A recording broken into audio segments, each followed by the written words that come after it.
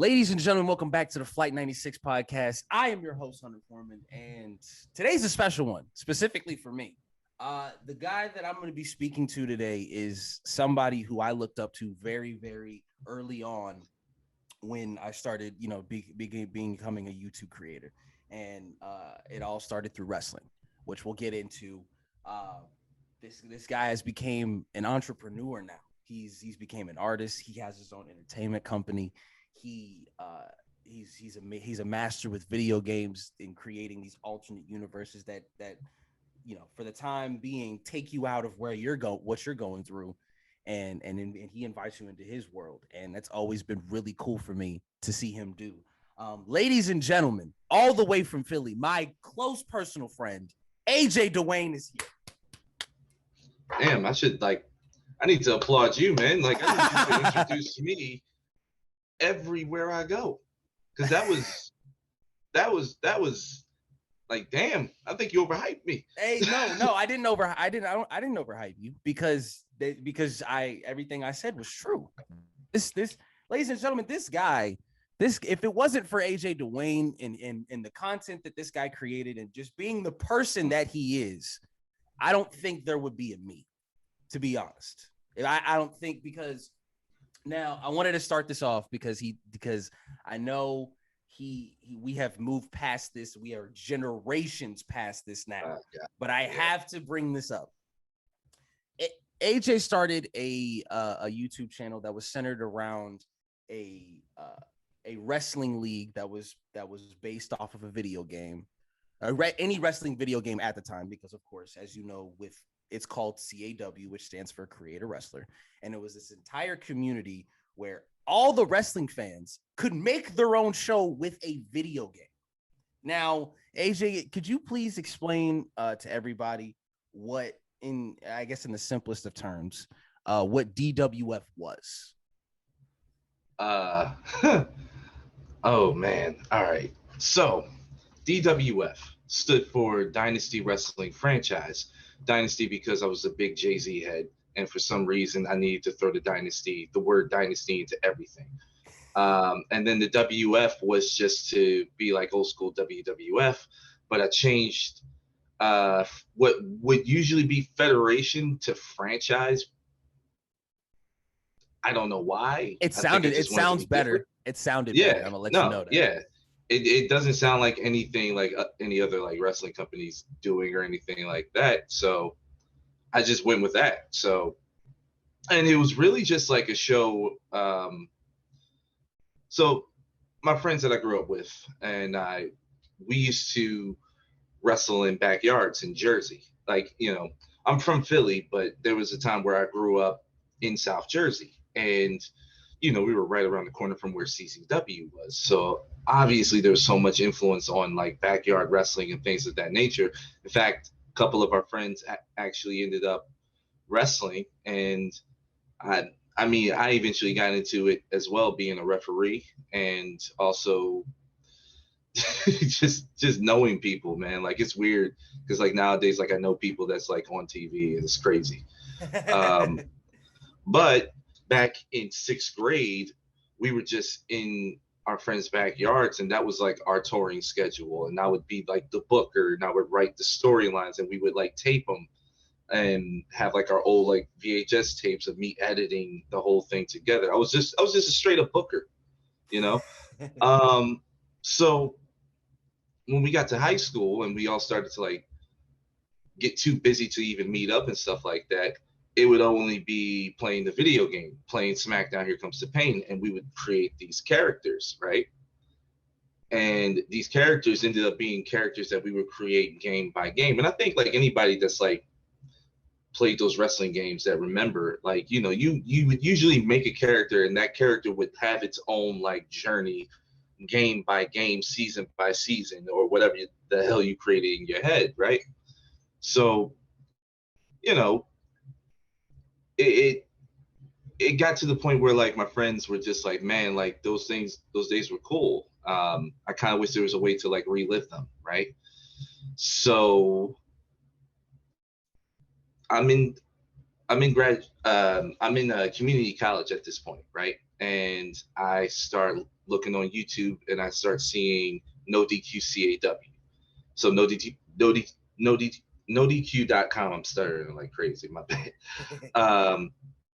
No DQ.com had it's a dirt sheet website, right? For wrestling. Yeah, basically for wrestling. So they also on the side was just making these like shows where it's like Superman's fighting the Joker, and they have like their whole character, and they have like their own promos and their own style, but it's in the context of professional wrestling, right? And I'm still like a hardcore wrestling fan, like obnoxious at this point. Like this was either like the point where I was going to either switch over to UFC or just accept my craziness in being a wrestling fan. And then I saw this shit. So I ended up coming up with this idea of like, well, what if I just kept DWF going, but as like a YouTube show, you know, those characters my friends made over the years, they can still like live on and stuff like that. We can actually do the storylines that we were making up back in the day. It could be kind of like an homage to them. Never thinking like anybody would watch this at all, you know. And I was just starting school for theater, and I always had it in the back of my mind, like I wanted to be one of those editors that was self-taught. So went to school for like the entertainment education in being an actor, a writer, a director, a producer, all this other stuff. But I would just always have like an editing software, and I would just keep this show going and practicing the editing. So that's kind of how it happened. And the whole idea was to make it kind of feel like you're watching Raw, but at the same time, like it's still goofy. You know what I mean? Like you had your goofy moments. You definitely had your goofy moments. I mean, there was the red and green storyline. I could go on for days about the infamous DWF moments. But real quick, the red and green storyline though. So that entire year, right? I was in college. I had just transferred to a 4-year college, and we were in the theater program, and it was like intense. Like you weren't allowed to like associate with anyone else on campus except for the theater people, because your schedule was just like locked in, right? So it was just me kind of like doing the show when I can. And I don't know if it was me wanting to just get better at editing or me just having this need to continue to make this show because it was fun. You know, like at that point, like it was kind of like maybe this was like my escape from the chaos from theater. You know what I mean? Because it was just kind of rough those days. But that red and green storyline. So couple of my friends would help me do like promos, and you'll hear like other voices on the shows every once in a while. That was just like my roommates and my theater friends and whatever. Damn near none of them knew anything about wrestling. I was just telling them, hey, just go in there and just talk. I don't care what you say, just because I want to see what happens. So, you know, it was red and green at one point because I was trying to make a SmackDown show and I didn't want to do commentary for SmackDown.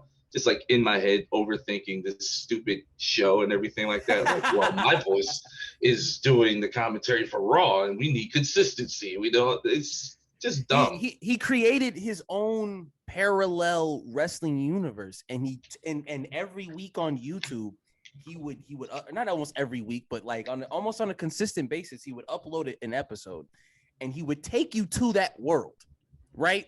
And I think in the grand scheme of things, I think that's what all YouTubers actually kind of want, like them to do for their fan base, is to if you go to YouTube and it's been a long day, it's been a stressful last day, and you don't even want to look at the news. You want to look at something funny or look at something that's a very specific niche that you care about. If you like wrestling video games, this was your guy. This was your guy for the entertainment, because he would take you out of what, like, I understand like that you know, there's different wrestling fans. There's different wrestling fans who probably wouldn't have gotten into the specific, you know, would never have lane. gotten into this. but it's because it was fun, and it was a vehicle for us to be creative, and like it was for you to kind of flex your theater muscles a little bit. You know what I mean? This was ready for you to be like, keep your writing sharp. It just in case if, you know, you get that call to write a script, to write a actual pilot for a TV show. So my next question. It definitely my fault. It definitely like helped me out with theater in general too. Like I feel like I learned more about storytelling and how audiences react with this wrestling video game than I ever did writing a script for theater, because theater, it was so contrived, and you know, you're doing trial and error, and you never know. You I'm not going to say you never know how people respond. In fact, it's kind of like the opposite. You almost know exactly how the audience is going to respond if you put like a certain line here or a certain line there. Yes. Whereas with wrestling audiences, usually, no matter what spectrum of the wrestling verse you're on, you know, there's always this diverse reaction. Like there are people that hated Goldberg versus Brock Lesnar at WrestleMania 20. Hated it. But then there are people that are out there that swear that that's the greatest match they've ever seen because of how absurd it was and because of what the crowd did. So it's like there's always it's always interesting. It was like a character study or like a case study in like people watching online. I would just put out these scenarios, sometimes at the detriment of the actual storyline, because I don't know how many times like the one character TGO was supposed to be a good guy or a bad guy. I don't even know. It switched each episode. He was like Big Show, and wrestling fans would get that one. Oh yeah, no. yeah, definitely. There's a lot of inside jokes that you tapped into, like with wrestling. There's a lot of it, like you were like it was really cool. Like it was like video game WWE. It was really was. But again, like in its own parallel universe. You know what I'm saying? Like you would have John Cena be a bad guy. You would have him finally be heel and see, but you would take it to the extreme and give him his own C Nation, which was hilarious. I loved every single moment. He actually had Crime Time and R-Truth and Umaga too, and they all wore orange because I thought that was disgusting. and he was the C Nation. It was the C Nation. Yeah, and it was amazing. And to see you go from that, to what we now know as Loud Stone Entertainment. That's kind of a jump. It's a leap. It was a leap to me, but you did it so calculated. You know what I'm saying? We knew you wanted, you know, towards the end I wouldn't say towards the end of the DWF era, when the DWF was what your main focus was. But when you started putting out music and started doing other ventures, you started to realize that, hey, this DWF stuff is just not gonna last. But I'm glad that there's people out there that still love it. So there's people out there, and my fault. There's people out there that still do it. You know. Yes. I tried to, like, you know, when the pandemic happened, you didn't really know what was going on or anything like that. So I tried to come back into it. It's different now. It's definitely different. It's a different type of people, different type of energy now. But it's still pretty cool to see, like, you know, this thing. I feel like I can say this, like I was one of the first people to like do that online. Yes, you were. You and SMF. That was y'all were the two. Me, SMF, Extreme Call Wrestling. You know, it was pretty dope. You know, like I just, you know, you see companies nowadays doing it, and it's like, you know, there's AWF, SPW2K, which the guy's actually training at Santino's school right now. So that's amazing. it really is. And I think there was a time where I was like a little embarrassed to let people know that I did this, but now that I think about it more, dude, think about the creativity, like especially if you do like a Google search now, right? Right. And you do call wrestling and you see the detail people go into making their characters within the game itself, it's almost like they're not even like created. They're like real life characters that were like legitimately scanned in the game by 2K and is in there. And people have figured out how to make these characters, how to make their own attires, how to like their own logos. logos, their own like universes, their own like Yes. character arcs. Like if you, it's crazy because like Twitter for this whole thing, Twitter is very toxic in general, but Very toxic. yes, but like you could say one thing and people misinterpret it to be a completely different fucking thing, and just believe that shit. It's mind blowing, but like it is very unique how like car wrestling just kind of grew into like this whole like D&D universe. You make your character, you build up the character stats, you make them available for download, and you create a Twitter where that character can be like your own like little role playing thing. It's interesting to me. It really is, and I've never been like 100% into it like that, but like it's just such a fascinating part of the wrestling fandom that never gets talked about, and it's so fascinating. It's There's a lot. crazy. It's a lot too. There's a Yeah. lot in that specific area. Like there's the wrestling community as a whole, and then there's Hmm. that specific lane, that specific niche Right. that people have, like where people it's a fandom. It's a fandom. It's a thing. Like I remember watching like there was there was an Xbox side and there was a PlayStation side. Yeah, And on the there's always that difference. Like yes. you have to make it clear. There's certain fans that will only watch if you're on Xbox or only watch if you're on PlayStation. On the PlayStation side, you had Forever a Movement that was more based in online. That was more based online rather relying on the stories. You Yeah, know what I mean? it was actual like fights, It was like actual competitive. like It was it was competitive. competitive. It was e-gaming, Yes. which I Yes. think you can do in wrestling. I really think, like, oh my god, I've already like, we don't have enough time to talk about how much I figured out how like WWE could make money off of e-gaming for their video game. Like we don't have the time. We don't have the So time. yeah. But moving from that, because I wanted to get the DWF stuff out of the way before we get to the good stuff, because I wanted Oh to yeah. know, and I wanted to remind these people of the humble beginnings that this great person has came from. Yo, you keep gassing me up, bro. I'm not, no, because I listen, appreciate it. No, I really do. Like I really do. Like it really touches me. Like it means a lot. Thank you. no, for and you were my kind of first big introduction, first big personality that I followed on YouTube. So it's like, again, it's a full circle kind of thing, Yeah. for me, with this interview finally happening. Now, Loudstone Entertainment. That is what is in right now. That is the new venture for AJ Dwayne. I want you to talk to me. Where did the name Loudstone come from? Because Loudstone sounds awesome. Thank you. So, Itself, the Loudstone. word Loudstone. Yeah.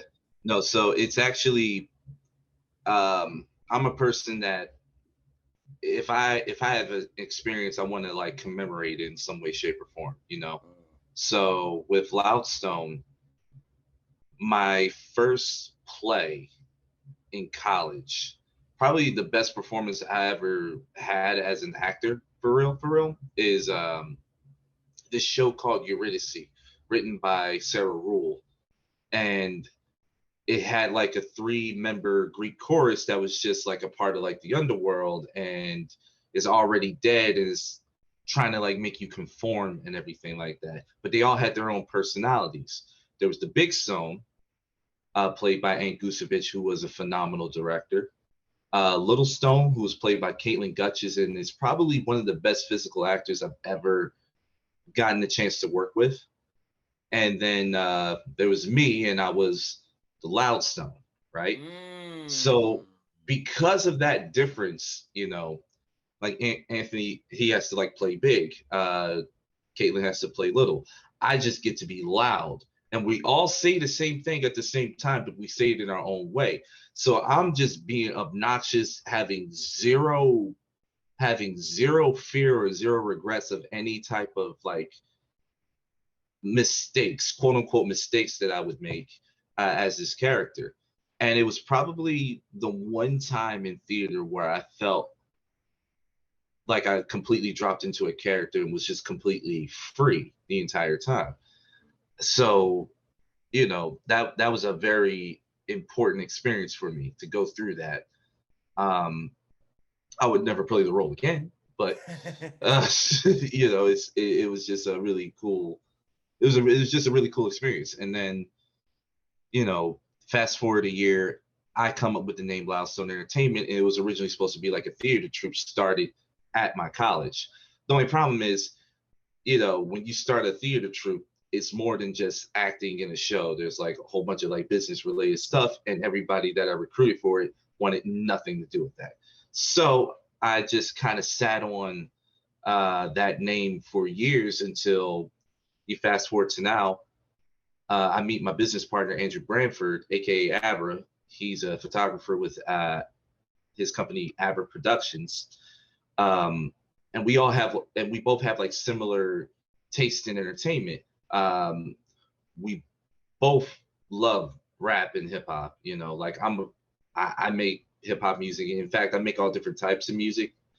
But the only stuff that's been released right now has been my hip hop, and I've been very proud of what I put out as AJ Mamba.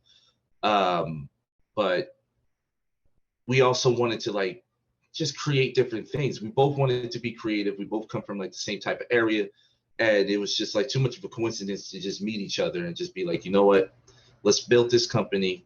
I already got a name for it. Let's make it an LLC. So then we spend a year just throwing shit at the wall, trying to see what would work. For a second there, I actually did try the call wrestling thing again.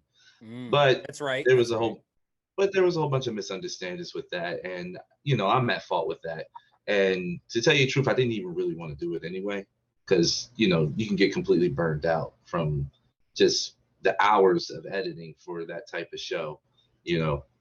I wanted to create something worthwhile for the company as well. So I'll never forget it, because this is the part that I wanted to bring up, because this is really big what we're doing right now. I had a interesting experience being a signed artist. I was signed back in October to a record label. Got a release, things didn't really work out, and now I'm, from what my understanding is, no longer have any obligation to them. Everything, I can just go on being independent. And I never realized how much I enjoyed being an independent artist. Not having to answer to anybody, being able to kind of create whatever the hell you want and take the time that you need to do it. There's no timetables or nothing like that. And then to have the pride in creating what I created myself. And I had always been like this, back in the days for theater. I remember my one of my main teachers in theater, Debbie Savitz, she looked me dead in the eyes and said, like, for some reason, like, even if you don't get cast in a main show, I know you're going to be fine because you'll just do something.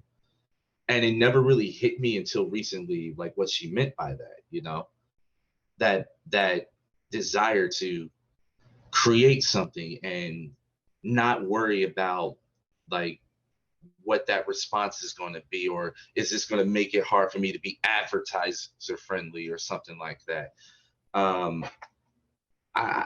So year goes by trying different things with Loudstone TV, and I'm having this talk with a friend of mine who's now helping me with Loudstone Entertainment, Haley Marks, and she tells me about the first time we met, and that's when we were watching Rick and Morty. She introduced me to Rick and Morty, and I said something along the lines of, damn, I wish MTV still played music videos. So fast forward to now, it's like you have an LLC, you actually have the means to make a streaming channel. Why not make a online 24/7 music channel? Because there isn't anything like that out there right now. So that's when Loudstone Entertainment's main focus became about Loudstone TV. And this is like a new venture. It's kept me busy post-pandemic. Well, I say post-pandemic because I mean, I got fully vaccinated, so I'm able to like do different things now, which I'm very happy and fortunate about. But now we started this company. It was just like cold calls to people and just reaching out to people. Hey, listen, I want to try something unique and cool, and I want to do it for the independent artists.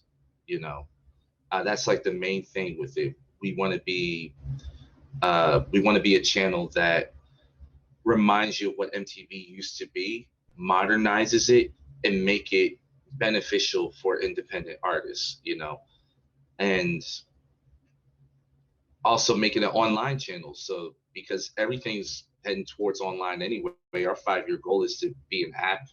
So yeah, been working on it for the past couple of months. Right now it's streaming in beta right now. If you go to loudstone.net, you can definitely check it out. We're going to be launching a Patreon in June just to start out, you know, because we're going to have original content. In fact, right now I'm actually editing a one of our like pilot videos that'll be streaming 24/7 in the beta stream. But if you wanted to watch it on demand, throw us like $2 so you can have access to it. That's what we're planning to do, at least. So yeah, we're trying. This is incredible. This is I feel like this is what you this was the end goal for you. I feel like it really was. Yeah. I feel that too. I feel like this was what it was leading towards. I feel like you had to go through some, you know, creative practices and just to, you know, make sure that, you know, what content you're trying to create and, you know, the abilities that you have are sharp as a tack. So that way you can, you know, perform on that high level. Loudstone is an app? That's crazy. Oh, that's part of the 5-year plan, though. It's doable. It's definitely doable. Absolutely, it's definitely doable. You know, like our whole idea is just building up the channel as we go, and then once we have it presentable, we're also working on different ways to like presentations. We got some cool business meetings and some cool connections that we've been working on that I can't talk about on this. I can't talk about on this right now. But man, like if I could just be a shill for a second, like just follow us on Loudstone at Loudstone TV on Twitter, TikTok, in the description box. It'll be Instagram, it'll be in the description box. Everything. You know, we also have a channel on Twitch. We're planning to launch soon and be 24/7 on Twitch. And I'll say this right now: we get 1,000 followers on TikTok. We're already like close to 300, and we've only been on there for a week, showcasing some of the artists that's appearing on the stream right now with their music videos. But I found out recently something cool with TikTok, but you have to hit that 1,000 follower threshold in order to be able to do it. So without going into detail about it, I'm just going to say, help us reach 1,000 followers on TikTok. Please do. This guy, we create videos and everything like that. We showcase the artists in cool. I can't even talk today, man. But you know, like we showcase our artists. We showcase our shows that we're doing. We've done a couple of different shows. We did an interview show a couple of weeks ago at Rotation Records in Norristown, Pennsylvania. We were in Philadelphia, filmed a couple episodes of a show that's also going to double as a podcast known as Rapping with Free Minds. We just finished recording another show. And by the way, Rapping with Free Minds is kind of like our Rap City, the basement. So it's, it's going to be talking about hip hop topics. The first episode, they talk about the XXL freshman class. And it was an interesting conversation. I just think it's hilarious. Raymar Einstein, he's an artist, but he's also a host of that Rapping with Free Minds. And then his co-host, Freeman William Hutchins, you have to say the government name. That nigga's hilarious. So, it's just two of them just sitting there just talking about hip hop culture and mixing in some of the independent music videos that we have into the conversation. So we did that show. The production is hosted by another artist by the name of CY, and then we interview different artists that are behind the beats. So like the beat makers, the producers, the engineers, the guitarists, the pianists, everyone that's like behind the actual sound of the music. That's what that show showcases, and it's usually us traveling to them into their element and kind of talking to them while they're in their vibe. And it's a chill conversation. It also doubles as a podcast. We have there's so many different shows too. Like right now, the show that I'm editing is actually a let's play of Parappa the Rapper. Yes, because music and video games count. Like video game music counts, So there's like a whole division that Abra's like in charge of, where him and this YouTuber by the name of Game Bro Corey, they're playing. They're doing let's plays, and they're also going to be doing video essays on certain soundtracks. So it's going to be cool. This is all a lot. Like, and it's all been getting done. It's all been getting done in like the past month. It's been crazy. I'm hosting a news show for music industry news called Tune Nebula. We have a show called Acoustic Cinema, where we have two hosts, Haley Marks and Andrew Rivenbark. Andrew Rivenbark hosts the Podflix and Chill podcast as well. And they're reviewing movies that are based on the music industry and just kind of reacting to that, That's awesome. Whether it's like a fantastic soundtrack or, the plot is about the music industry. We just did the first episode. I kind of threw them a curveball to see how they would do it. It turned out to be an amazing episode. So you're not gonna tell us what movie you gave them, are you? No. Okay. Because there's a couple of curveballs that you could have definitely threw them. Tell me something. Who knows? What's the movie with Beyonce? Cadillac Records. Oh, Cadillac Records. Yeah. That would have been a curveball. If you would have thrown that one, that's the first one that comes to mind. In a unique aspect, yeah. Yeah, that's the first one that comes to mind. I thought about that one. I think I'm like saving that one for some reason, because just that whole story about Etta James and just Cadillac Records in general. Wasn't Mos Def as Chuck Berry in that movie, or am I thinking of the James Brown movie? I can't remember for some reason. I can't. I just remember. I just have the visual of Mos Def playing as Chuck Berry, and it's the coolest thing ever. Well, good thing we got it. We got internet, right? Yes, exactly. So wait, hold on. Mos Def, Chuck Berry. Look at this guy. This guy getting right to his facts. Yep. Nah. He was Chuck Berry.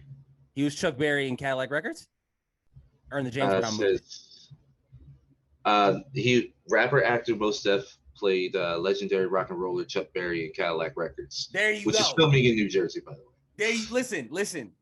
Everybody needs to watch that movie too. If you are a fan of the music industry as a whole, please go watch Cadillac Records. That is a really good movie. It's a very good movie. Yeah, very powerful. Yes. Very powerful. Yeah. speaking of just, you mentioned how, tapped in, not necessarily tapped in, but how much passion you have for the culture of hip hop with, you distributing all these shows and just having, all these amazing people to work with at your leisure and at your helm. Mhm. It makes me wonder, what is AJ Dwayne listening to right now? What is in the rotation right now? It makes me Uh, because music. Off Before you season. answer, we're gonna get to that in just a second. Yeah, yeah, I just because I want to say this because I feel like, and you can attest to this as well. Sometimes like music is fuel to a creative person. Sometimes you can catch on to a project or catch on to a song, and you can be absolutely in love with the idea of the song and the song itself. How it's structured, how it's made, the backstory behind it, the beat, who produced it, who maybe even wrote it, the music video, everything that idea presents. Um, an appreciation for it just like I do. And yeah. you brought up the off season. And I wanted to say this because the off season to me is my favorite album right now. I've played it back and forth probably about 4 or 5 times, and I learned something a little bit new every listen. I wanted to ask, what were your thoughts on it, and depending on how much of a J. Cole fan you are, where do you think that puzzle piece puts in his in his discography? Hmm. I'm I'll admit this. I've always been very appreciative of J. Cole. I don't know if I can say I was like a big, huge fan because I don't really check for. I mean, to tell you the truth, I don't really check for anybody's albums like that. Like I'll catch them when I catch them. Like I'm not gonna. I'm not one of those people that are sitting there at midnight waiting for an album. Nothing wrong with that. I take slight offense to that, but you're my friend. There's nothing wrong with that. Slide with that. No. I was gonna say there's nothing wrong with that, but it's just like it's just I don't know. To me, it's just like, well, it'll be there in the morning, wouldn't it? It would. But it's the and I'll answer that. It's the moment. Yeah. It's that moment that everybody chases, and I think everybody just loves it when you get a new album that you haven't heard, and it's Right. new as well. It's new. It's just released. It's. I think another thing would be like it's something that you haven't heard anyone else's opinion on it, so it didn't color it. Yes. That would probably be like the main thing for me, but. Like I don't know, like I can't do that. But anyway, like I don't knock it at all. But it's just, man, I would love it if I had an album and like people were waiting for that shit to drop at midnight. Like that would be so fucking ridiculous. To me, as we're talking about, continuing talking about the off season, like right. For him to still, I guess go to that lane and still feel like he has something to prove and still feel like he has skills to brush up on and right. And his, first of all, his rapping ability is actually quite, the best of his so far on this. It's very clean. It's very clean. His delivery is fresh. It's and then also being able to, appeal to the masses, but in a J. Cole way. Yeah. Key example, the Lil Baby feature. The Lil Baby feature was like, okay, I understand that this is y'all's favorite rapper right now. This is the guy who's popping right now. But let me bring him in. Let me see if I can get on his level, or he can, if we can meet in the middle. If we can meet like on the same playing field, And it happened. Pride is Pride is the Devil is one of the best songs to me personally on there. And it was the and rappers have been doing this a lot lately where they won't tell you who's featured on it. And I think that's a wonderful marketing thing because don't don't blow the lead. Yeah, you know? exactly. So if you're listening to the off season for the very first time, it just dropped. You don't know who's on it, and all of a sudden you hear Lil Baby hop on a verse right there. That's the feeling that they chase every single time. That's the Let feeling. Me tell you. Wait, no. I feel you with that. But like, let me tell you the feeling that I got when I first listened to it. Right, I'll never forget it. So I turn it on. You know what the first track is. Yes. And then all of a sudden, it sounds like Takeover Jay-Z. I'm like, what the fuck? You know that sample. And then all of a sudden, Cameron's on this, and he's just talking shit. What am I doing? Watching Paid in Full? Like, what the hell's going on? Then all of a sudden, J. Cole gets on and just delivers this onslaught, man. And J. Cole doesn't usually talk shit like this. Not usually. And it's unless it's a feature. It's scary, bro. Feature, you know? Yes. And it was just like the whole time, like I try so hard not to like rip my face up, when I'm listening to something for the first time. I fight it. And maybe I just it just taught me like you shouldn't fight. You just need to enjoy it. If it's crazy, if it's hard, it's hard. If it's crazy, it's crazy. It was just disgusting. And then at the end, now Little John's on this bitch. Yes. What is going on? Yeah, you can play it in the club too, bro. You play 95 South. You play not even 95 South in the club, but you play it in like an NFL, like at an NFL game or NBA game. That's perfect. That's the perfect soundtrack for that. I was just kind of like taken aback by it because I haven't felt that way listening to like the first song of an album in a long time. And I know like there's people out in the world that are like J. Cole haters. And I think it is what it is. But at the same time, that is how you start an album in 2021 and bring everybody in, all the old heads. Yes. Like I consider myself an old head. I'm 32. I don't give a fuck. Like the sample, you had me there, Real hip hop fans know what that sample is. I knew exactly as soon as I heard dun, dun, dun, dun, dun, dun, I was like, really? You don't know what this sample is? Like I wasn't expecting that. Like it was just rude. Like, like what the fuck? Like excuse me, Mr. Cole. Like I didn't know she was about to,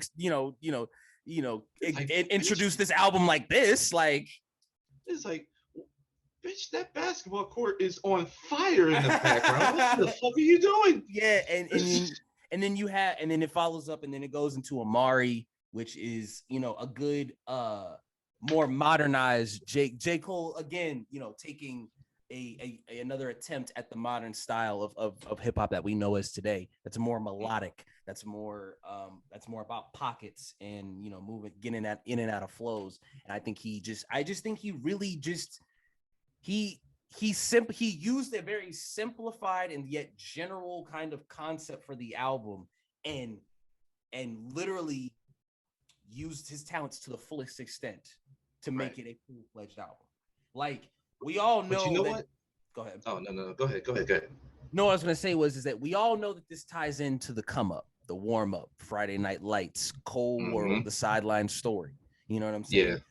You take the break. You take the creative breaks, as I like to call them, the creative breaks of Born Center, of 2014 Forest Hills Drive, which you can kind of tie in, that album specifically to it if you wanted to. I think you could tie it in, yeah. For Your Eyes Only being an album, that was bearing. That was a very emotional album for J. Cole. Way more emotional than 2014 Forest Hills Drive. Like, that was him, pouring his emotions out. And then it felt like it was an album for one person. Yes, and I mean, hence the title.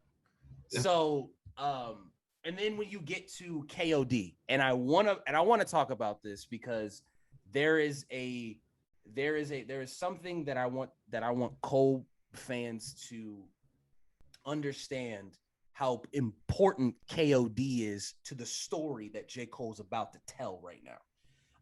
And this is just all from my perspective. If anybody says no, he's completely false, please give me some proof. But this is just I am speaking just from my perspective. Let it rip. KOD was J. Cole taking a mirror and putting it in front of the modern rap culture's face and showing him, hey, this is what you look like. But I'm also going to tell it from my perspective. That's why you have songs like ATM, where he talks about money the entire time. Photograph, which Photograph has one of the most deepest conceptual, like, I guess you can, ideas that I've heard about. It's a song about love, but through a phone.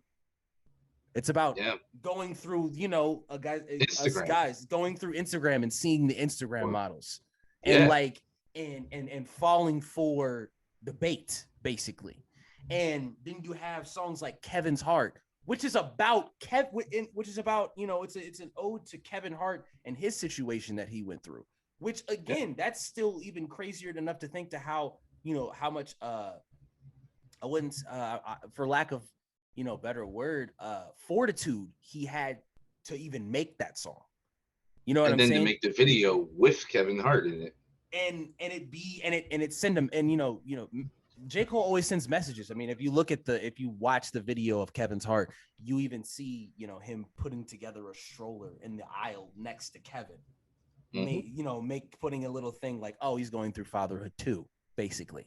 And it's like, it's just, and then if you listen to the voiceover, the lady who does the voiceovers throughout the entire KOD album, you can tell that Kill Edward represents,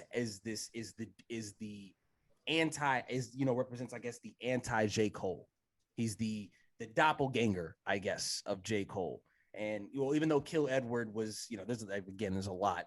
Kill Edward represents, the side, I believe, the stepfather to J. Cole that he was not a fan of. And throughout KOD, I thought it was the stepfather, to tell you the truth. I didn't think it was like an alternate form of J. Cole. I thought it was just like directed to this like stepdad that was just, it is J. Cole. That was my interpretation. It is J. Cole who does the voice. It's J. Cole who does the Kill Edward voice, but how he mixes his vocals is phenomenal because it sounds amazing. It sounds new. It sounds like J. Cole, but it sounds new. It sounds like a new little, thing that he added to his arsenal. And like when you listen to songs like Friends, when you listen to songs like Window Pane, when you listen to songs like Brackets, you realize that this fall off era that we're entering, you know what I'm saying, like started with KOD, because basically what I'm saying is when the fall off happens, the fall off is going to be, quote unquote, the last album that J. Cole puts out. That's going to be the part 2 of KOD, basically. Of course, then, because if it's not, then why have the intro 1985 be the last song on KOD? There's a lot of concepts and there's a lot of creative things that went into that album, and the fact that album was actually made in 2 weeks is still awesome. But the reason I brought up KOD is because the off season made me appreciate KOD more. Because I think I need to listen to KOD all the way through again. It's been a minute. Because now that you have off season fresh in your mind and you have that material and what he's talking about and the message that he's delivering, and then if you just okay, all right, I've listened to that. Remember, what notes I have for that. Then you go back and you listen to KOD, you'll be like, wait. Like there's something. There's a whole different thing, because that's what I did. I listened to Motivate, and I didn't even like Motivate. And then I was like, oh, and it was after I listened to 95 South.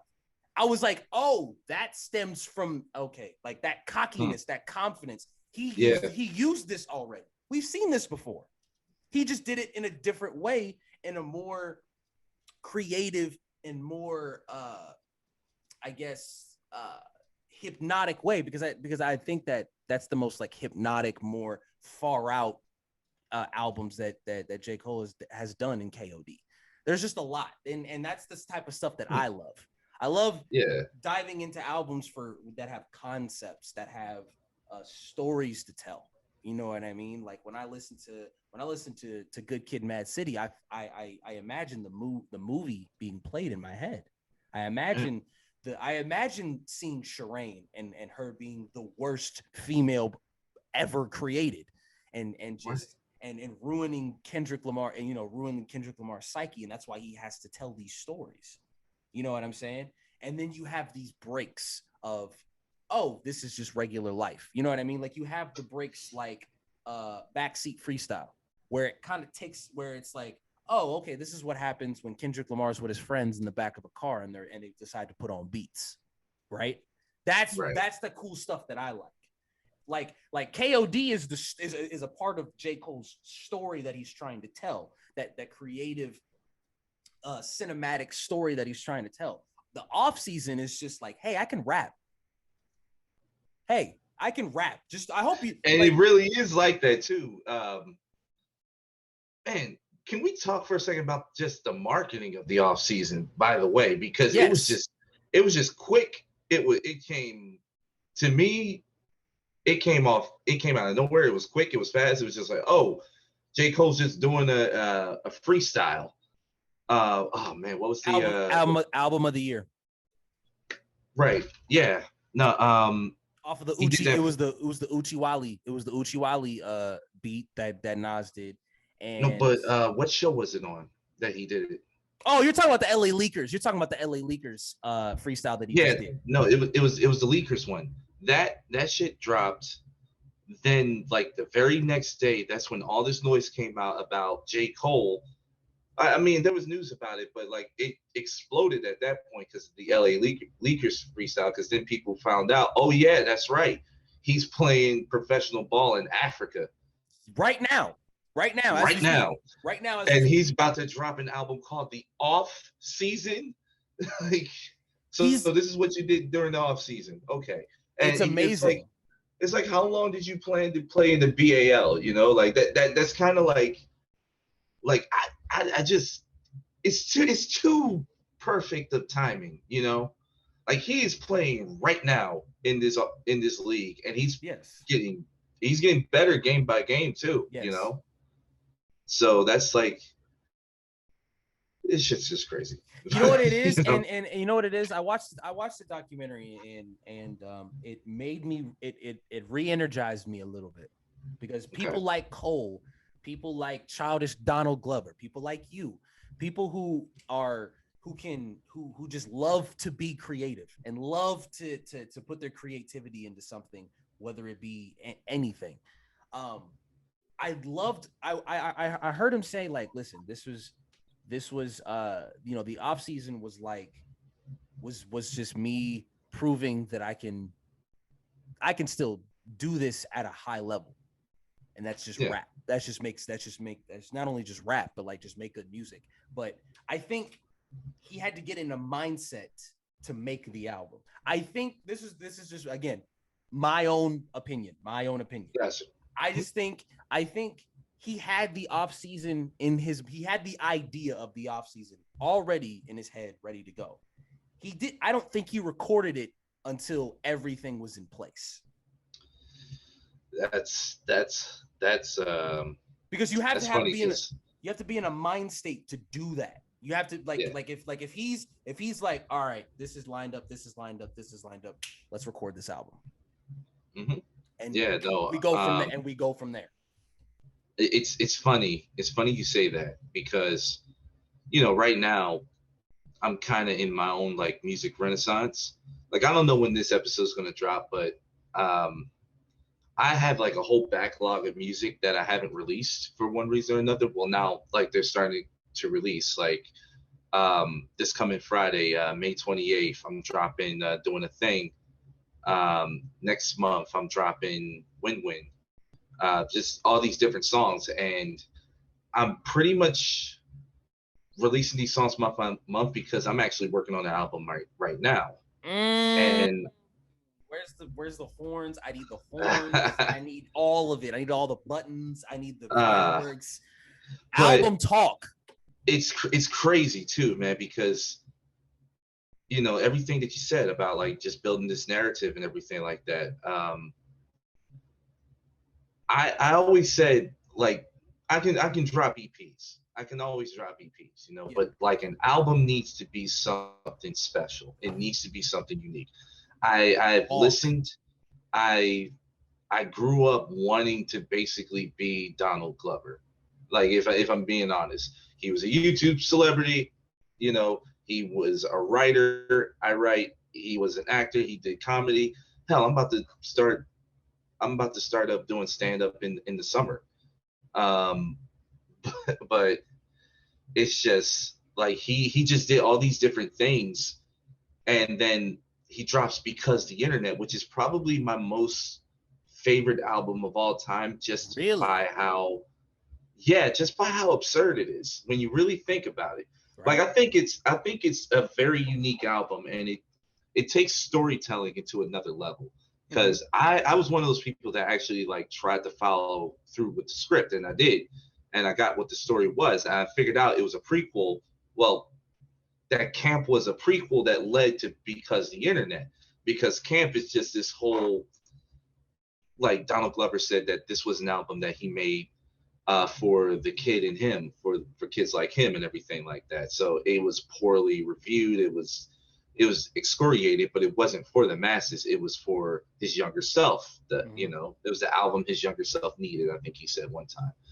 And then for the script of Because the Internet, you look it up right now. Like, Camp ends with him narrating about like talking to this girl and being really shy about like wanting to like hook up with this chick, just real like child shit. And then he gets on the bus and she goes home from camp, right? But it ends with him saying, damn, I'm still on the bus, I never got off. And then you go to Because the Internet. Now the script starts with him actually getting off the bus as the boy, and his dad for some reason is Rick Ross, which is hilarious. And it's just like this whole wild and crazy like story that just continues on and on. I don't know if anything he's released after that technically follows up with Because the Internet, because I think Because the Internet was the end of that story. Right. Right. But like ever since then, like I always said, like if I'm gonna do an album, I want to do something unique. So like I got no problem like talking about the album right now. Like, it's called Doomtown. It's going to be a visual album as well as like a Whoa. album that comes out. Okay. We're aiming for um, an hour long track. We already have the first two songs done, with the first concept of the music video done as well. There's going to be multiple characters introduced. That it's going to also features come. on this? Is there going to be features on this? No, not for this. Interesting. Okay. Yeah. I respect it. I respect it. Yeah. I think, this is like, if it's a full length, like, show what the fuck you can do. You know what I mean? I respect Like, it. If you're gonna do this, I'm gonna do this to the fullest extent. I got you. Yeah, there will always be times for features, but I just want people to know what I'm capable of. And I don't know if this is gonna be called a hip hop album. There's gonna be a lot of elements of hip hop and rap involved in it, but it's gonna go all over the place. Like, right now, we're 3 tracks in. I haven't rapped a bar yet. So interesting. Okay. It's interesting, and it's like I'm also building the story as I go.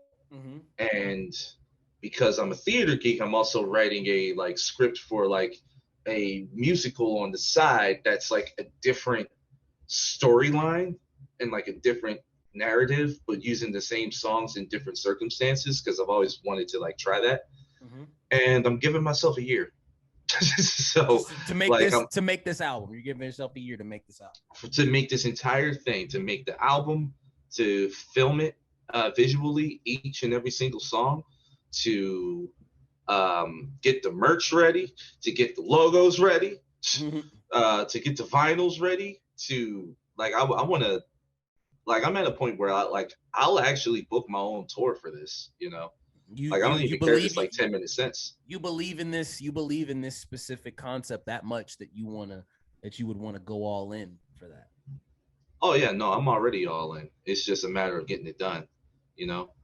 As soon as you go into a booth, you should be all in. Oh, and see, that's kind of this. I was talking to on the last episode. I spoke to a legend from Detroit. I can't call him a Detroit legend anymore, but he's a legend from Detroit by the name of Marv One. Oh, And Marv One. yes, I saw that yes, episode. Yeah, yes. man, he's dope as shit. He's amazing. He's Yeah. he's the GOAT. He we were talking about we were just talking about different rappers and people from his state and everything and showing versatility. And I remember one of the previous conversations, even before that we had in the episode, and he said, if there's one thing that I would bet my entire life on, it's my music. If there's one thing that I believe that I'm really good at and that I can do almost just as good as anybody else, it's music. And if you and I learned very quickly, if you don't have that kind of passion for what you do, you need to make sure that you get on that type of level, because it's not gonna work out the way you want it to. Or you can be blunt about it. You can Yes. be blunt about it. If you don't have that type of passion, if you don't have that drive, you will fail. Yes. So it is, and it's just because when I during the pandemic, I took a break from anything YouTube because I wanted to make sure up here was correct. I wanted to make sure I was good here because you wanted to, because I feel like during quarantine, you were stuck in the house and everybody was kind of going crazy. I had to figure out something, and I lost a little bit of the passion that I had because of just because of the quarantine and not being able to do a lot. But then I watched a series of these documentaries about these albums. I watched a documentary specifically about My Beautiful Dark Twisted Fantasy by Kanye West, and it opened my eyes because I have never seen somebody like literally put their entire self into one thing in my entire life. Like having like listening to Kanye talk about how he made All of the Lights, having Alicia Keys pregnant at the time with Swiss Beats, who's right next to him, sweating his ass off, playing piano while Alicia Keys is singing her ass off. And then you have Kanye over here handling the instruments, and then you have somebody over here handling the vocals and creating All of the Lights, which is one of Kanye's best songs ever orchestrated. Like it's that kind of and then when I watched, it's a symphony. Yes. When I learned that, and then I learned that he was, making songs for, that he was working on a whole bunch of stuff. At that time, when he was recording My Beautiful Dark Twisted Fantasy, he was working on Watch the Throne. And he was working, and Jay-Z, and, he brought in Kid Cudi, and, he set up Kid Cudi in his hotel room, leaves, comes back about an hour later, whatever, and Kanye's like, what do you got?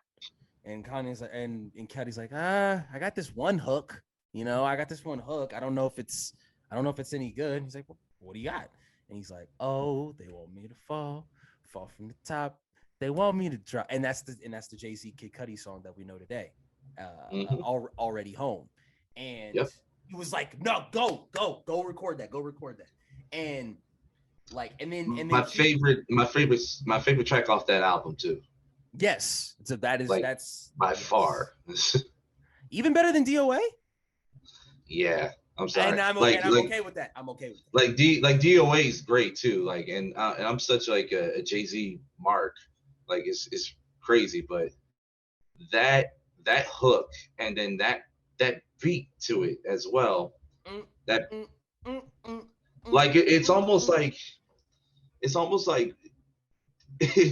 black superhero music. This is the beginning of Act 3, and Black Superman is about to get this kryptonite off his chest real quick, and go whoop somebody's ass. Yes. You know, like this is like the change of the momentum in the story.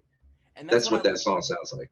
And that's what and moments like that, because of that song, is what makes me appreciate people's not only just albums but discographies as well. It makes me appreciate J. Cole's discography for him to come from the come up to the off season, and then you think about everything in between that came, to get to that point is amazing. Quick Jay-Z talk. I don't mean to go for it. There. No, quick Jay-Z talk. What is your go-to Jay-Z album if you were going on a road trip and you had to bring a Jay-Z album that you can listen to front to back, forward or backward to forward? Which one would it be, and why? Depends on what the mood is. I'll paint the picture for you. Okay. Let's say you're taking a break from your creations right now, your ventures. And you're going to a family reunion. 444. That's grown man music right there. Yeah, 444 is grown man music right there. It has to be. It has to be. You're saying like just taking a break and just kind of like just breathing and just thinking. Yeah. Yes. Oh man, no, 444, especially damn, Smile. Like that track. Caught Their Eyes to me with Frank. But actually, I take that back, because Story of OJ is one of the best Jay-Z songs I've heard. Just when you think he ain't got another one, is another one. Like, and he got a Grammy for that. And I think he got a Grammy for the music video as well, if I'm not mistaken. Like, I actually don't remember if he did. I think, okay, well, the thing is I know he won a Grammy for that song specifically because I remember like hearing the rumblings of another Jay-Z album, which I would love to get your opinion on where you were when you figure out that 444 was on the way. I would have. I was in the best spot to find out. Really? I was in Times Square. I was there was a radio gig that I was doing, and I happened to be in New York early, and then all of the panels in Times Square, if you remember, they all started to say 444, right? Mm-hmm. So I was just on the street when that happened going, what the hell is that? I didn't even know that was Jay-Z at the time, You thought some other shit was going on. No, I didn't know what I thought. I didn't know what the fuck was going on. I was just like, let me just go do my gig and then get the fuck out of New York. So, but as soon as I got to my gig, go online, all of a sudden you're just like, oh my God, it's Jay-Z. And I'm like, oh, so, okay. Because like the rumblings were going like a little bit before that it was going to be a response to like the Becky with the good hairline and whatever. Yeah. And it damn sure was. So listen, man, I listened to that album and I'm so glad that I'm in the mental space that I'm in right now, because like I appreciate that album for not the production. I mean, of course, while the production and everything else is phenomenal. Yeah. Mm-hmm. I respect what he says on that album. I respect every single word that he said on that album, because he was saying a lot of he was saying a lot of things, but not too intricate. He just makes you think. Yes, it made me rethink a lot of things. Like, it made you ask questions. Yes, like I remember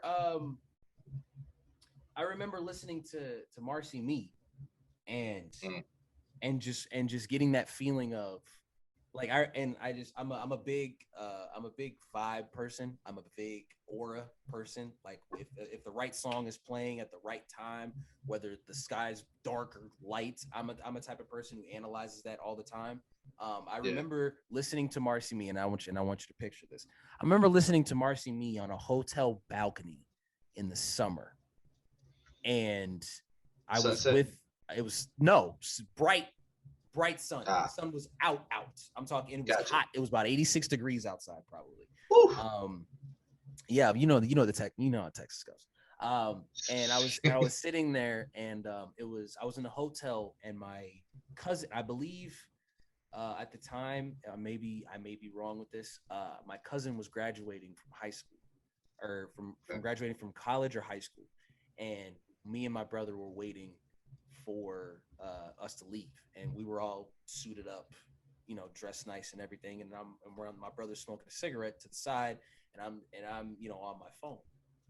And I remember adding 444 to my library to listen to later, and my brother was like, "Hey, Jay-Z came out with an album, didn't he?" And I said, "Yeah." I said, play me a song. Like, I don't want to listen to the whole album. I don't want you to start at the beginning, because pick a random song. Pick a random song, and I picked Marcy Me, and wow, like back when Ratchet was a Ratchet and the Vixen was a Vixen, like, and then he started going, and me and my brother were like, what? Like, and then the Dream comes in with the, to finish off the hook and everything, and we sat there, and I was like, that was Jay-Z. He's like, yeah, that's the new Jay-Z. Yeah. Like, that's the new, and he's like, that was simplistic but artistic at the same time. Mm-hmm. Like go ahead. My bad. Like, friend of mine, Kendall Miller, unfortunately he passed me. He rest in peace. When 444 came out, like, that's all we would talk about was this album, because, personally, I don't need another, like, earth-shattering, like, Jay-Z banger in the world. But if, like, Jay-Z wants to come out, like, he's got plenty already. Yeah, if Jay-Z wants to come out, like, every 3 or 4 years, and he just has, like, this feeling of truth that he wants to share, Mm-hmm. or like these albums where it's just like, this is a grown ass man talking about some grown man shit, Yes. Like, the good and the bad too, like, being honest, Very. He said never go Eric Benet. I agree. Like, I agree wholeheartedly. I like that line too. I like that line. Oh man, the beat drops and everything. There's like a slight echo on it. Man, he's like, it's just so good. He sampled one of my favorite reggae songs on that album, which is "Bomb Bomb" by Sister Nancy. Nice. When he did "Bam" with I think that was Damian Marley. Yeah. That was Damian Marley. When I heard him sample that, and then I was like, oh man, I've already heard like songs like Collie Buddz, use this, and I'm like, I don't want to hear another sample being used the same way. And then he flipped it, right? Fuck all that humble shit, like this Hove, and then the beat drops, and I'm like, why didn't anybody use this in the first place? You know what I mean? Like, that's like again, back to the off season, when I heard, I'll just tell y'all, just for y'all hip hop heads, when J. Cole used the "You Don't Know" sample, I don't know if anybody else had that reaction, but I was like, oh, we're in for something. Mm-hmm. Because it was like, wait a minute. What about "My Life" on that? Oh my God. With 21? And Murray, first of all, Murray's incredible. Well, Murray can sing his ass off. He's one of the best singers on the goddamn planet. So it's about time he gets some shine. I just want to say that. North Carolina breeds really good talent. Very good talent, people. So good. Very so good talent. We were it's funny. You know what? I wanted to ask you this quick question. Since we went back to the off season, with the show that we're doing, Rapping with Free Minds, we had a segment where we were talking about, like, best features for different artists and things like that. J. Cole was one of those artists. So in your opinion, and I'm putting you on the spot with this, what is J. Cole's best feature? Because mine's is, like, unexpected, but if you listen to it, like, it's just disgusting. I I've fiddled around with this question for a long time, and Okay. I I know you have. I know you have. it's because there's so many. Because first of all, there's so many to choose from Right. that, and there's certain there's certain lines in some of these. I'm gonna give you some examples that aren't my pick, and then I'm gonna say my pick if that's cool. Okay. I'm your dog, ears perk up at the sound of your name, counting your ring, mouth high and running. On the Black song, pretty Little Liars. Pretty Liars. Yes. Pretty Little Fears. I'm sorry, Pretty Little Fears is the name of the song. Off of Black. That song. Oh yeah. Okay. Yeah. Why do I think it was called Pretty Little Liars? Some make millions, other make memes. That's a classic line that will ring on forever. And temperature check or members connect, temperature check. Something me and Moneybagg Yo is like a list is big like a lit cigarette. When he rapped on Moneybagg Yo's. But out of all of those great ones, the one that always comes back to my memory, and it's the most recent one, and it was during that feature era, was his appearance on his artist album Boz on Tribe. On Tribe. It's just something when I hear him go in the backyard with a muzzle on, tail wagging like Oregon Trail, waiting on you to come through just like you do. Well, like when I hear him do that, I'm like, that's my personal favorite, because that's like, not a bad pick. That's not a bad pick at all. Because like Cole just sometimes he says things that are very relatable, and that's what I think separates from an elite level artist to everybody else. How much relatable content can you put out to the masses, and how good it can be received. When I heard him say, I was in a relationship. I think in some sort of a relationship at the time. That's a whole different conversation. Some sort of a relationship at the time. And the way I felt about, this girl was the same thing that he said. It's like, when he said in the backyard with a muzzle on, tail wagging like Oregon shirt, and it was cool because it'll go back to Pretty Little Fears when he says, "I'm your dog, ears perk up at the sound of your name." It's that dog it's the dog mentality that he has, but not the dog that you think, the ruthless, the loyalty aspect of being and just using dog as a metaphor. You know what I mean? And that was what always, drew me towards, that one specifically. But yeah, just Tribe, man. I think Cole can do this thing where he doesn't take over a track with a feature, like a Kendrick or a Drake. Yeah. He just accents it and just makes it better for the artist. Like that 21 Savage, and I'll just say this, if you really think about it, that 21 Savage song that he did a lot, that was the first song that when you hit press play, that was the first song that you heard. And I guarantee you, when the album came out, just like I was talking about that feeling, when you heard J. Cole spit, I guarantee you somebody was a lot of people were losing their mind. Yeah.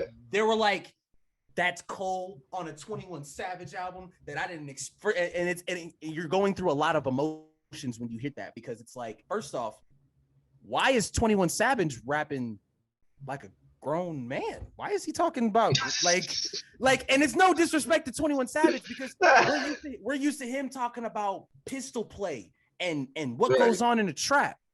Now he just completely strips that away and says, listen, how many trials and tribulations have I went through?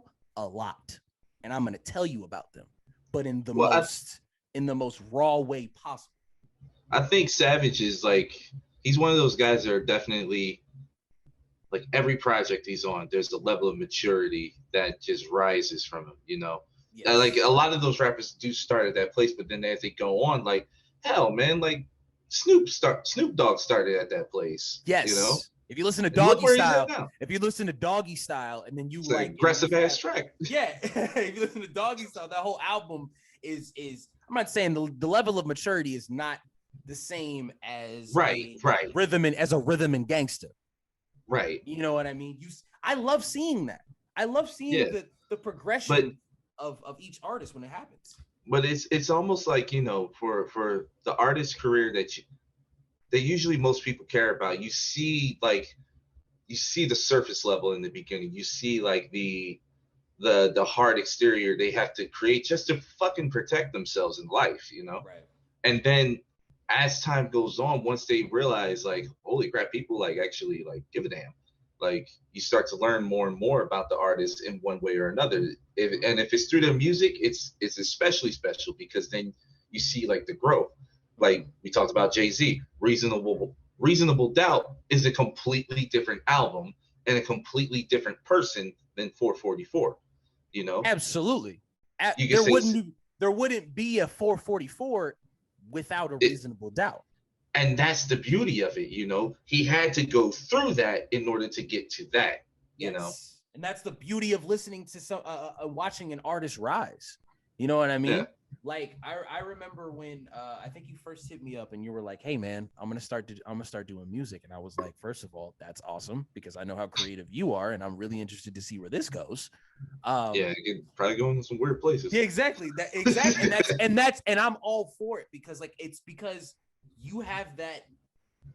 To me personally, you have that creative factor that a Cole, that a Glover, that a Jamie Foxx, that a Damn. Will Smith, has, like, where you're not just a one-trick pony.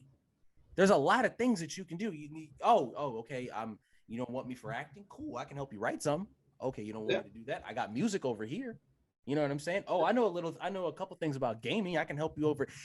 That's something that, and those types of people I have the utmost respect for. The guys that, the rappers that also make their beats just like J. Cole does. Yeah. You know what I'm saying? The guys that are like Big Crit. Big Crit's a great example. Guy from Mississippi who does his own production. Oh, okay. You don't want me to rap on it? Cool. I got beats for you. You know what I mean? Yeah. Kanye West is the same thing.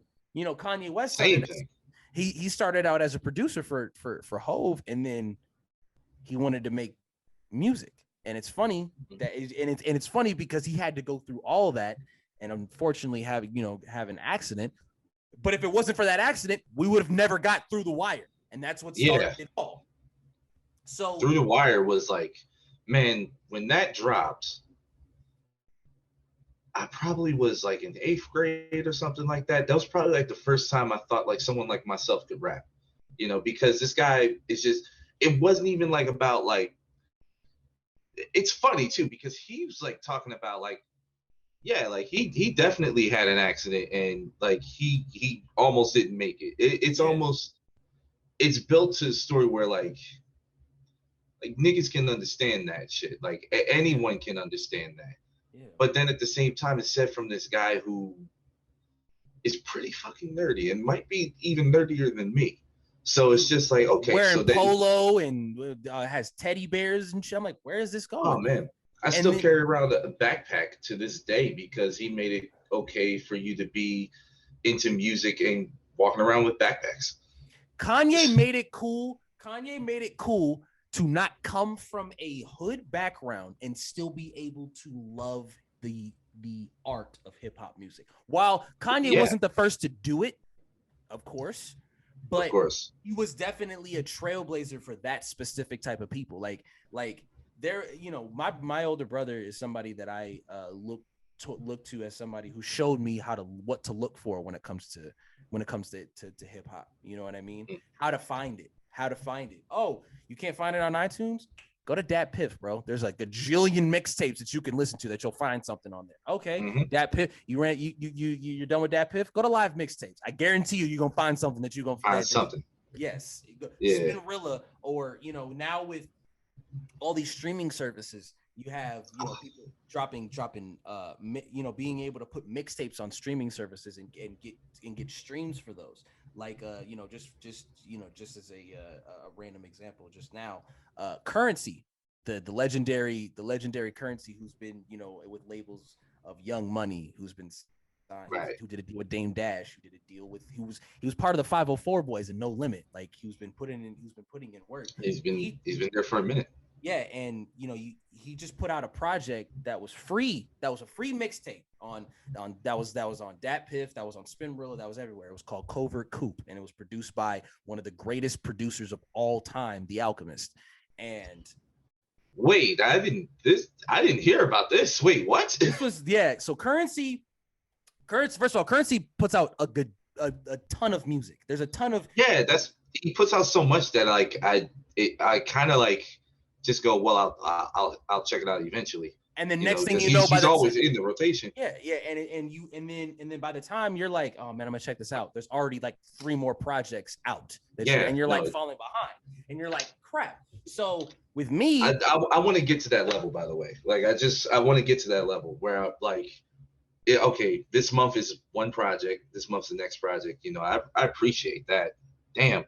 All right, tell me about this. So Currency, he raps. He knows how to rap about 3 things really well. It's weed, that's cars, and that's being as cool as possible. Yeah, basically. Those being a dope motherfucker. Being a dope dude, and he was able to earn a lot of people's respect and being able to work with some of the best, producers in the world. So he did this mixtape called Covert Coupe. I think it was back. I want to say 2008, but I may be wrong. It was probably way earlier than that. It was a mixtape that he put out in 2008 called Covert Coupe, and it was every single. So that was a while ago then. Yes. Right. So it was produced all by Alchemist, and it was a certified underground classic. From the production to the features, you had Freddie Gibbs on there, you had Smoke DZA on there, you had Fiend, who was or AKA, if people know him as International Jones. You had all, and then you had just Alchemist, whose production you never know what you're gonna get. You're gonna get samples. But you're gonna get real obscure samples and really interesting bass lines. And they're gonna go all over the place. Yes, and they're gonna go all over the place. But it's gonna make sense somehow. Yeah, it's gonna all come together. It's gonna make sense. And then you have Currency, who raps about rolling up a spliff in the back of a 1968 Cadillac on Bourbon Street in a party. But the way he raps it to you, it makes you feel like he's there. So with those 2 elements combined, like it was an underground classic. That mixtape, just last week got made, got cleared to be put on streaming sites now. It's everywhere. It's on Spotify, it's on Apple Music, and then you had, but this has been going on for a while. Wiz Khalifa, one of the mixtape legends, was able to put Cushion Orange Juice on streaming sites, and that actually showed up on one of my streaming services, and I was just like, damn, okay, Wiz. Yeah, like it was able to. I was so glad that was able to see the kind of light, because it's like, people who were Wiz Khalifa fans in the beginning, just like myself, who grew up who listening to Say Yeah. If anybody knows Wiz Khalifa, you know the song Say Yeah.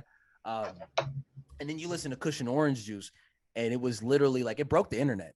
It was one of the most downloaded mixtapes of all time. It was trending number 3 on Google in the search engine.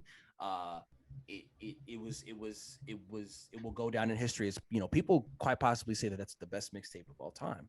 So seeing these projects getting brought to life on these streaming sites, like having that uploaded.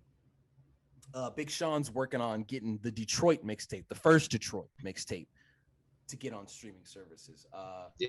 And then being able to have such access to all this music, you know, like just it's an amazing. I think right now is an amazing place to be with hip hop because you can really, really, really do what you want to do. Yeah. Like I think hip hop is one of the most creative things ever because you can if you have a message and you want to present it to me this way, you can do that. You know what I mean? Like if you like Doomtown, you have a specific way that you want to present this album and you are going to do everything in that you can to make sure that you get that point across. And I think hip hop is like the best medium vehicle, whatever you want to call it, for it, because I can, just like you did for me as a kid, you can create this parallel universe that takes me out of whatever reality I'm going through at the time.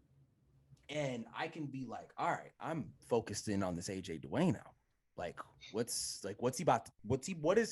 he about to say right now? And music is the great, and I always think music is the greatest, form of expression. So what are you going to say to me in this album is always so awesome to ask whenever I get an album in front of me. Right. Yeah, it's definitely, and it's an important thing you have to ask yourself when you're an artist, like what are you trying to say with this piece of work that you're trying to put out? It doesn't matter what it is. Like sometimes you just want to put out some bullshit, Yeah, you just want to have fun. You just want to have fun. Yeah. Put out a mixtape. Yeah. So you just want to have some fun, have a good time. And I think for me, I kind of stumbled upon like a whole like narrative. Like, I mean, my EP Spoken Words, it came out earlier this year. Mm-hmm. A lot of that is just a bunch of truth coming out, like there's just a lot of you had some things to get off your chest, and this was the way to go. Gotcha. Yeah. And then like, I ended that EP with a kind of a unique opportunity. The way that I'm looking at it, it's kind of like a unique opportunity.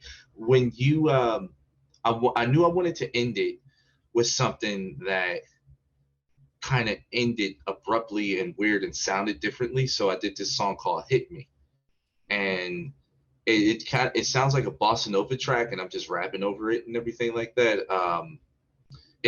It's kind of like a positive song, kind of, the whole like point of it is like, okay, these past 5 tracks you've heard a lot of like negative shit that a black man would have to go through just in society, or something that I've personally had to go through in society.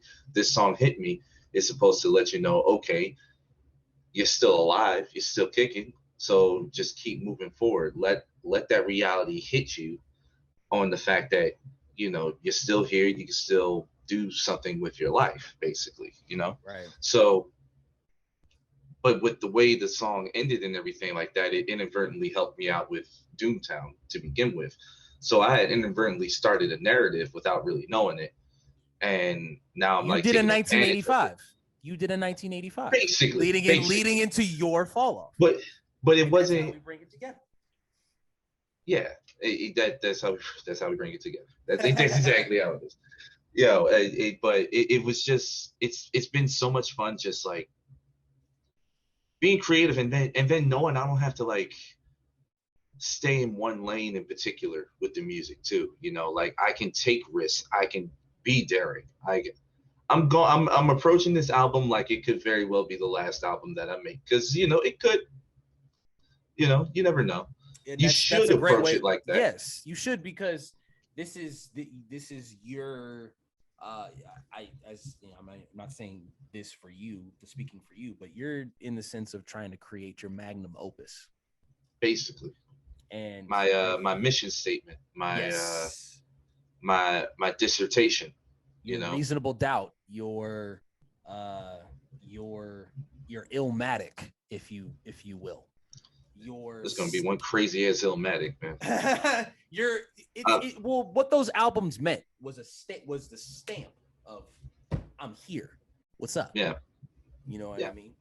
And this this podcast episode has completely exceeded my expectations, because, ladies and gentlemen, this has been a long time in the making. Yo, when he's saying Time. and when he's saying long time, nah, he's not kidding. Like this, damn, like how old were you I when you was like started watching 13. I was like 13, 14, maybe even Oh younger my than god. that. Like, I've known bro. I've known this guy for a long time, because again, he was my favorite YouTuber at the time when I was a kid, just learning, just exploring the world of YouTube. And I just randomly, I was a big wrestling fan, and I just came across this what is it said? I think it said DWF SummerSlam, I think. And I was like, huh. And it was when, for all you DWF fans out there, this was when Leonidas Gonzalez won the title in the Chamber. I know this. Yeah. It's always stuck in my head. It's stuck in my head because. But you know what's so cool about it though? There's so many people that'll like hit me up every once in a while. There's people that still make the Rebel in the games. They love the Rebel. They love the Rebel, man. Yeah, like that's it's just it was really flattering, and um, I've always enjoyed it. It definitely helped me with my creative process. Like anytime I've done something incredibly successful, I was actually doing call wrestling at the same time,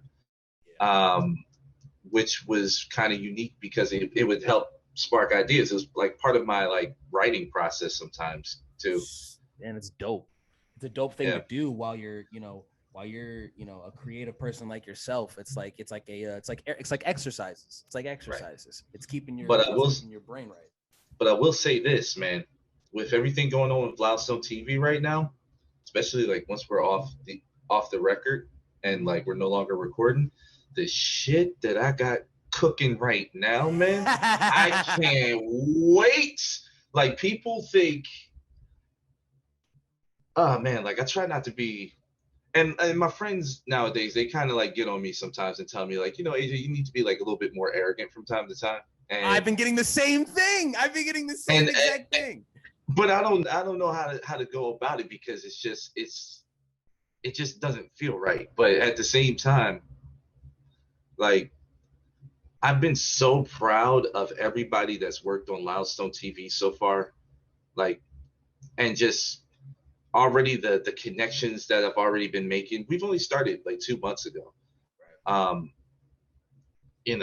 we're just improving at a rapid pace, and it just like the stuff that's going on. Like I really do hope that people do follow us because we are really trying to. Like there's a lot of independent artists that come onto this channel, man. Like I really hope like people check us out, because we could really definitely be something, But I will say this: if it wasn't for theater and my experiences in pro wrestling as a referee, and my experiences making call wrestling, especially my experiences in making call wrestling, I don't think this channel would even be happening right now. It's amazing what you thought was just no disrespect, what you thought was a little something just that you wanted to do for fun. Yeah. Got how far it took you.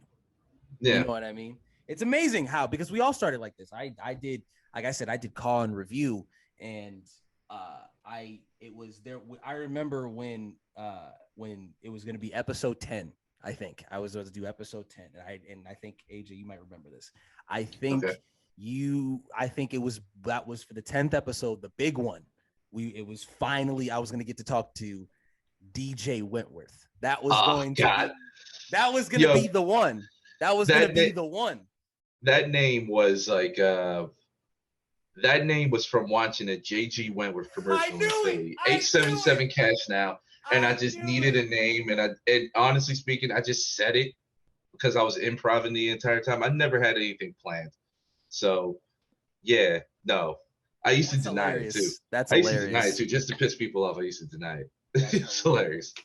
Um, AJ, man, thank you for this. This was fun.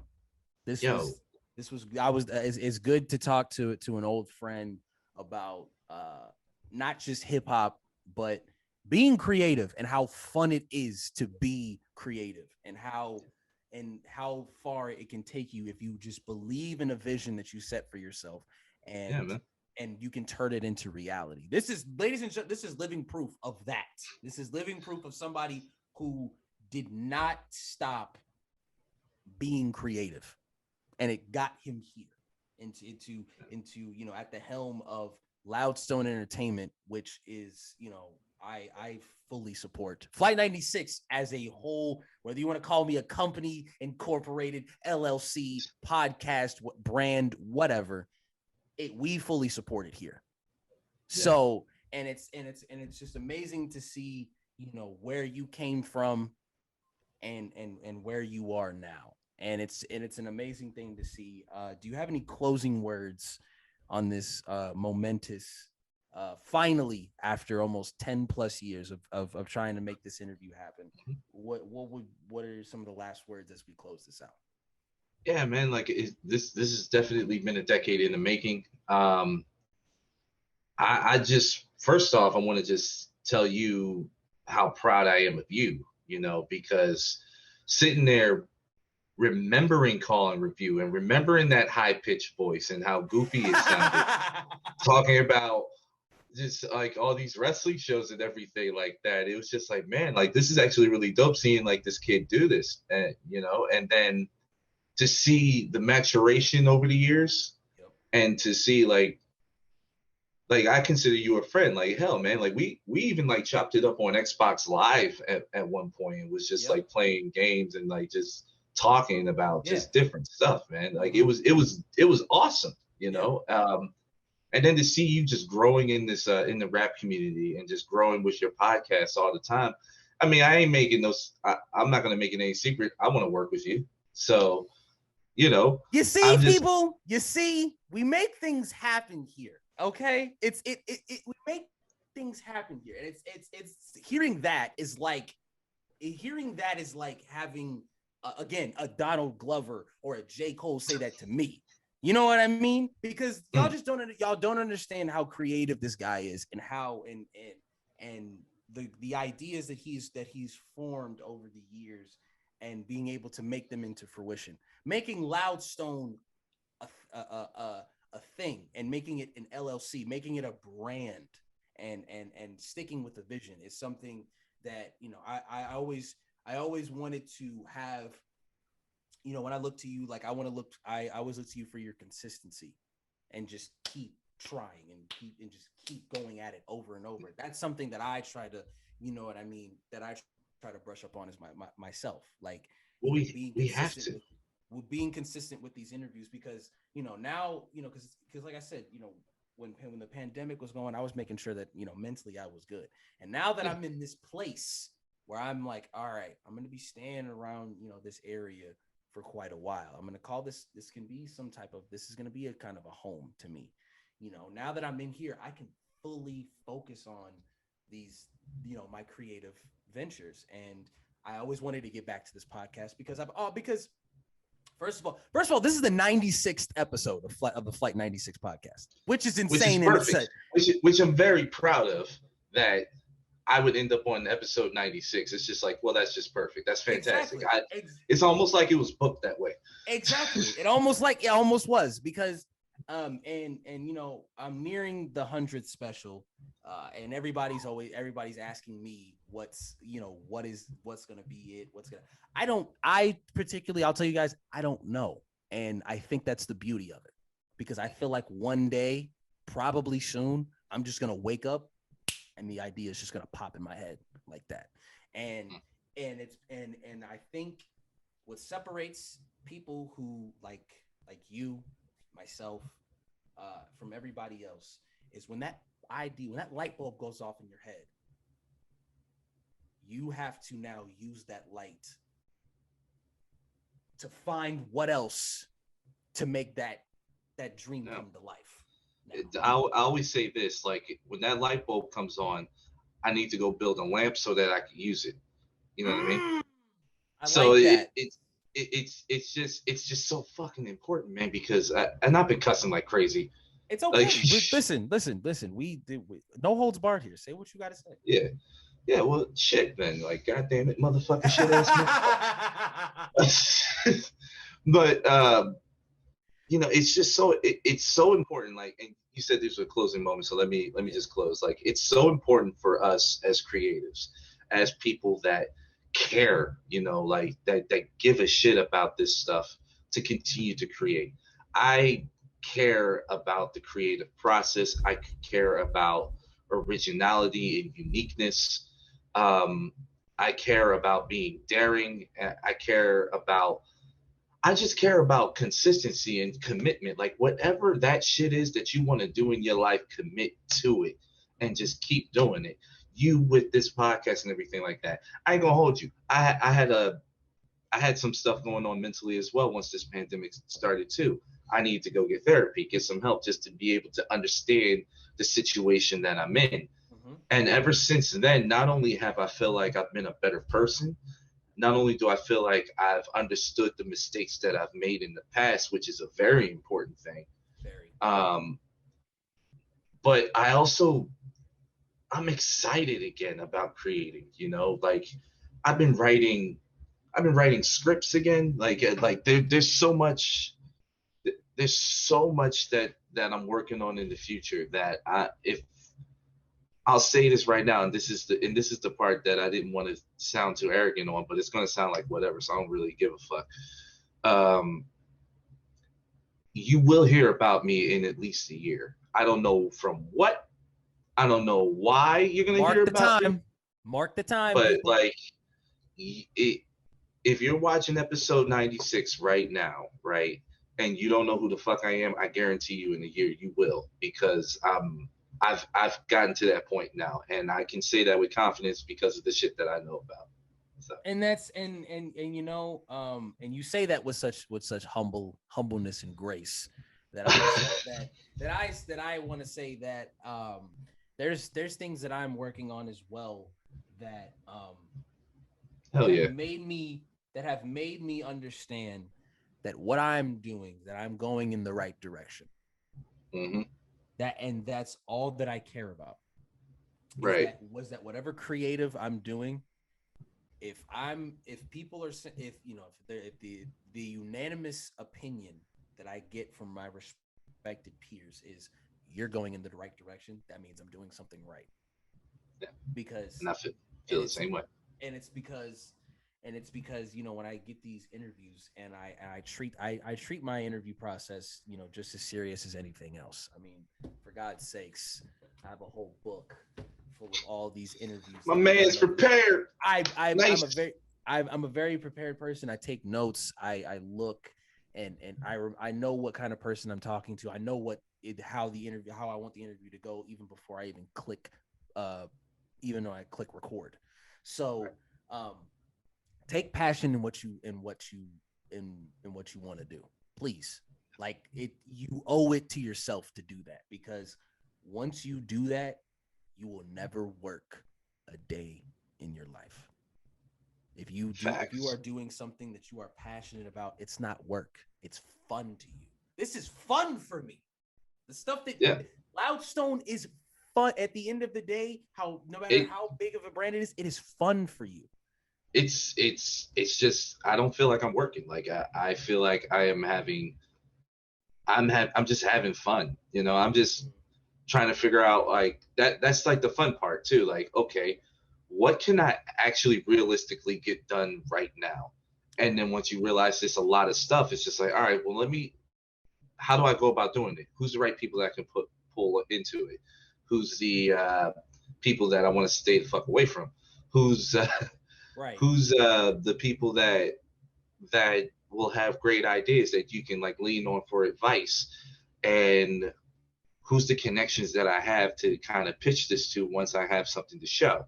You know what I mean? Right. So it's like that has been so much fun for me. And to tell you the truth, like I don't think I've ever had this type of fun as a theater artist, to tell you, like That's a in wonderful all thing to reality. think. That's a wonderful thing to say.